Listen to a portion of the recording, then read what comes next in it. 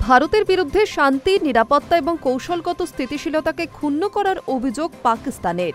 20 August ওড়িশার চাঁদিপুরের integrated test range থেকে intermediate range ballistic missile অগ্নি-5 এর পরীক্ষামূলক উৎক্ষেপণ করা হয়।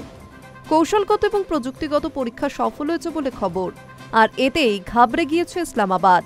তাদের দাবি, পাকিস্তানের সঙ্গে সাম্প্রতিক সংঘর্ষের পর ভারত যেভাবে অস্ত্র কেনায় মন দিয়েছে তা অত্যন্ত উদ্বেগজনক।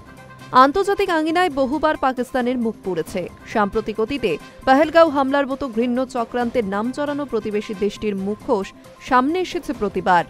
সেই পাকিস্তানই এবার ভারতের বিরুদ্ধে শান্তি, নিরাপত্তা ও কৌশলগত স্থিতিশীলতাকে ক্ষুণ্ণ করার অভিযোগ তুলল।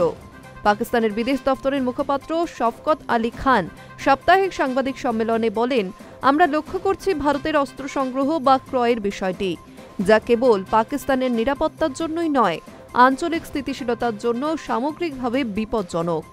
আঞ্চলিক ও বৈশ্বিক উভয় স্তরের শান্তি, নিরাপত্তা এবং কৌশলগত স্থিতিশীলতা মারাত্মকভাবে ক্ষতিগ্রস্ত হচ্ছে।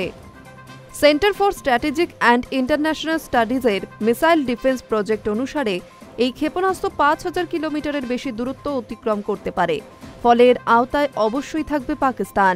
স্বাভাবিকভাবেই তা চিন্তা বাড়াচ্ছে পাক প্রশাসনের, যা পরিষ্কার হয়ে গেল সেদেশের মুখপাত্রর এই সমালোচনায়। এমনটাই মনে করছে ওয়াকিবহাল মহল।